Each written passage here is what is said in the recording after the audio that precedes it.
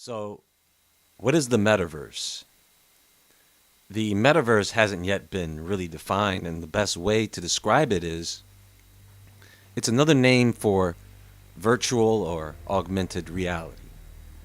Now, Meta is a technology company, which is also Facebook. It's a rebranding because they want to become this metaverse company. And they so far have the deepest investment in the metaverse. So you'll probably see Facebook become Meta. And instead of using your phone, you'll use something like an Oculus Quest, which will no longer be called Oculus, but it will simply be called Meta. Now, I don't know what Mark Zuckerberg is up to. You know what's funny? Jesse Eisenberg played both Mark Zuckerberg and Lex Luthor. Crazy, right? That might be a sign. Who knows? That's why I made the joke about Lex Luthor. Anyway, bad joke. We knew this was going to happen sooner or later. But there is a problem. A huge problem that will be overlooked. It will be disregarded. It will be pushed to the side, and that is normal, everyday human interactions. We already have a very big problem on our hands. A very serious issue that we cannot just get rid of, and I think we are going to have to write it out, to be honest. And that is social media, or what I like to call validation city. It's like a drug for some people. All those little hits of dopamine people are getting all over the internet. And this metaverse is not going to help when it comes to things like pornography. Listen, we need to talk because I have some things I want to discuss. And as more and more people invest themselves into this metaverse, more and more people are going to wonder what's eating their soul.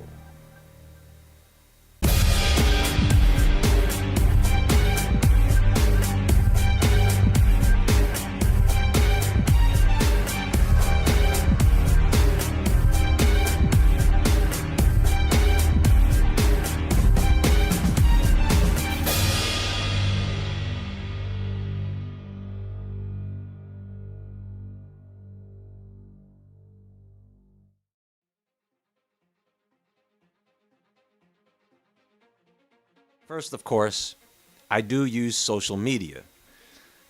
Sometimes it's for fun, sometimes it's for promotion, and sometimes it's to communicate.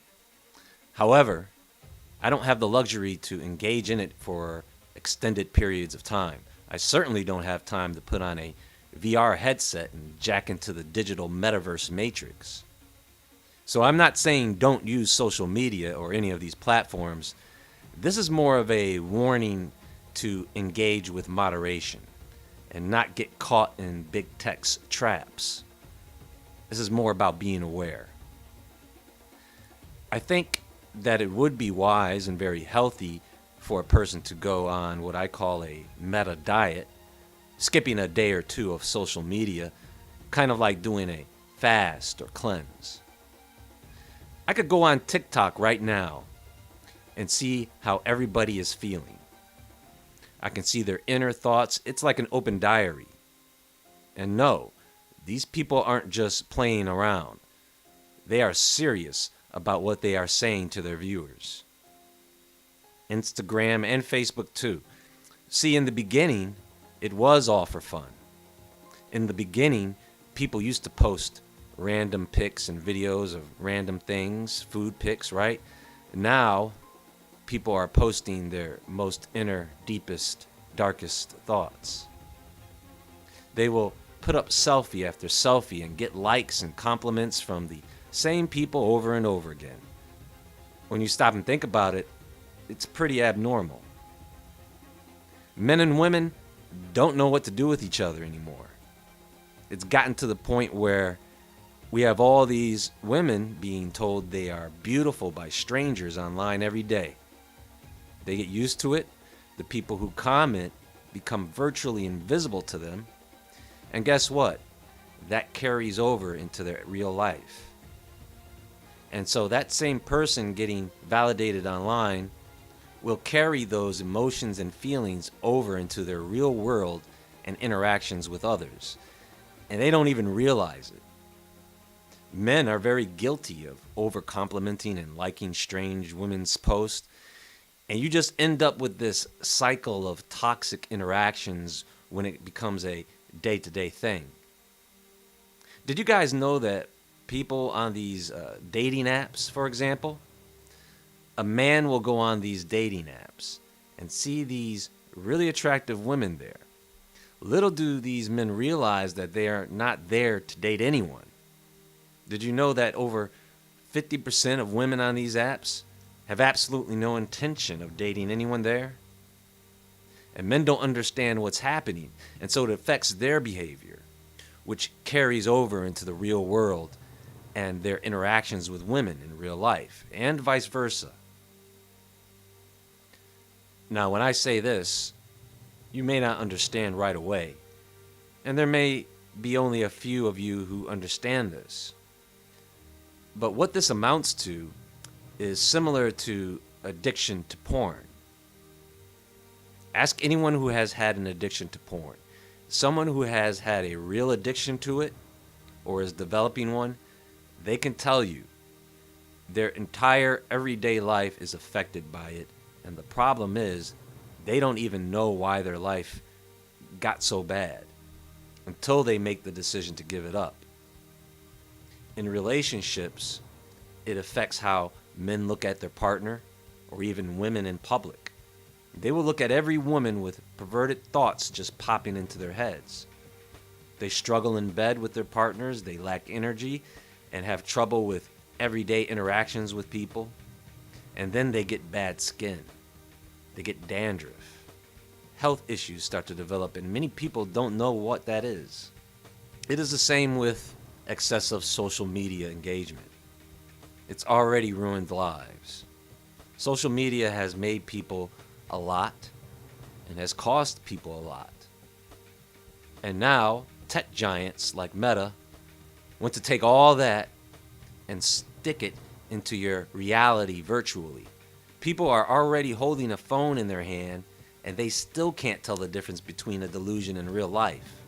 So don't think they are not going to be completely sucked in when they start making it a part of a physical, immersive virtual world. Because the idea here is, I put on a headset, you put on a headset, wherever you are, and now we can hang out in the same virtual room together as if we are actually in the same room. At first it's going to look like a couple of cartoon characters.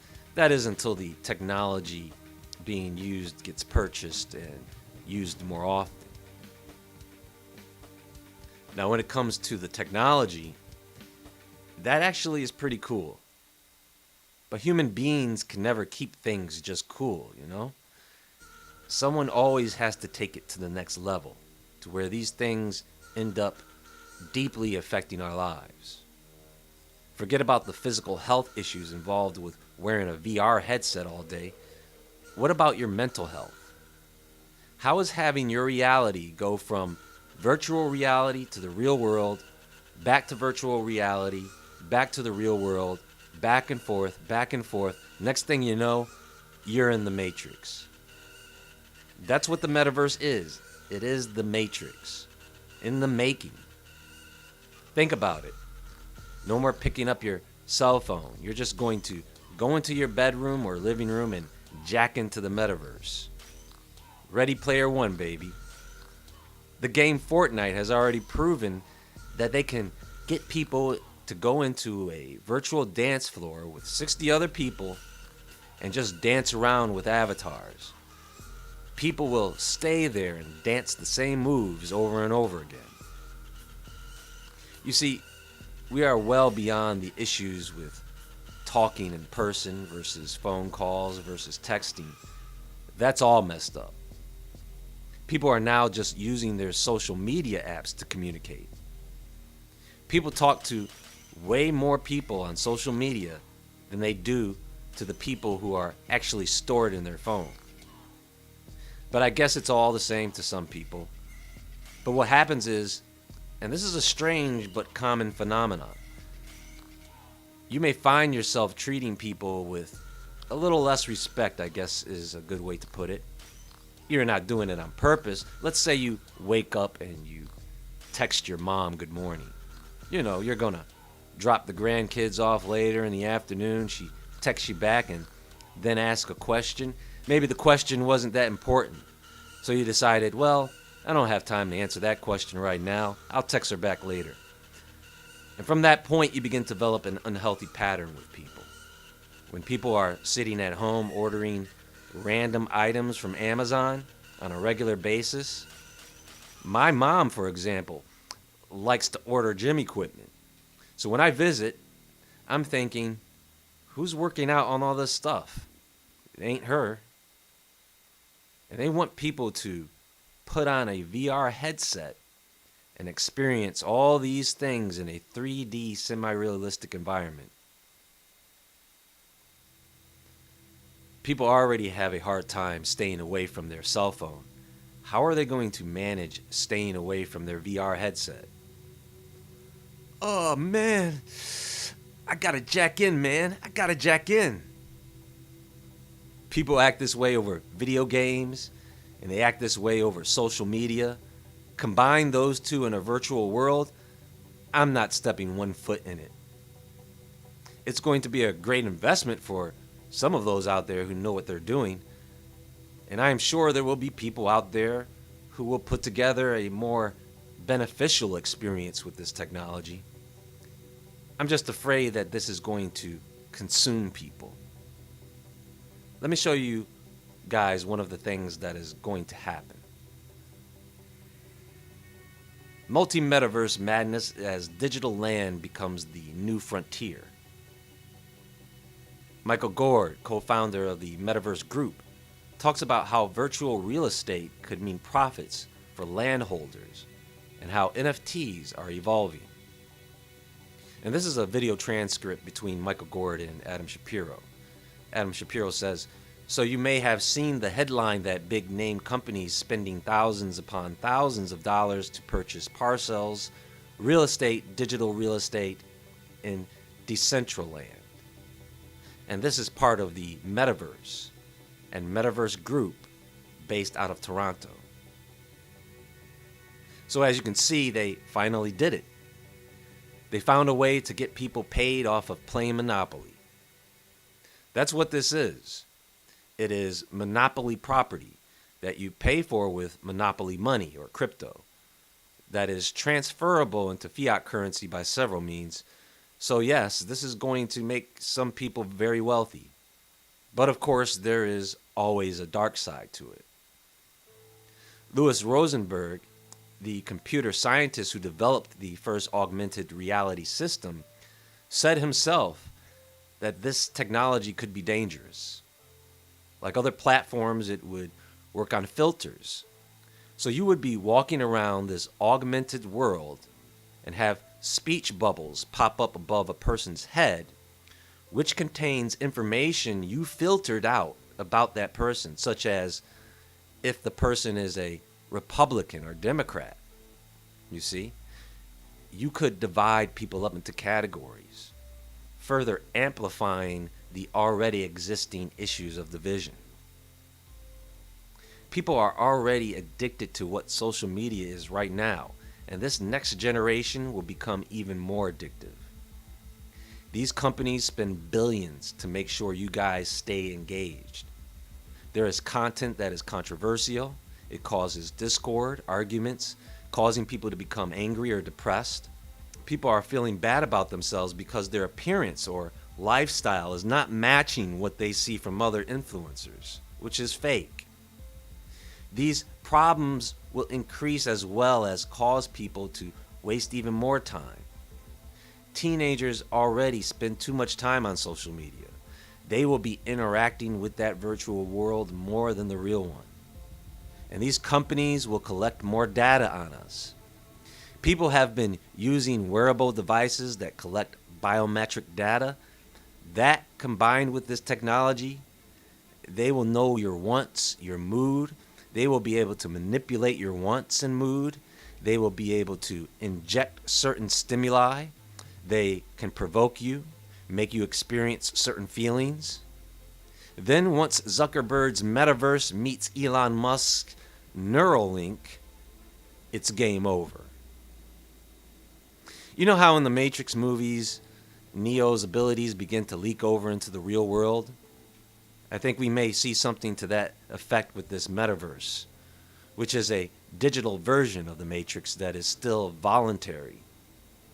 But once people start to invest their time, money, and themselves into the metaverse, it is not going to be easy for them to just disconnect from it. And I do see people having false memories, things they had seen and experienced in the metaverse, spilling over into their reality. There are going to be some confused people out there, like there are now, but more lawnmower man-like. A bit more psychotic, to put it bluntly. Don't be surprised when people start to see spirits in these virtual worlds. There is more to come. Everyone be sure to visit woodwardentertainment.com and the Woodward Entertainment store. You can follow me in moderation on Instagram at jwoodward. Everything in moderation, folks. Get in, get out. And above all, always stay awake, stay aware, stay safe, even in VR. And I'll talk to you all soon.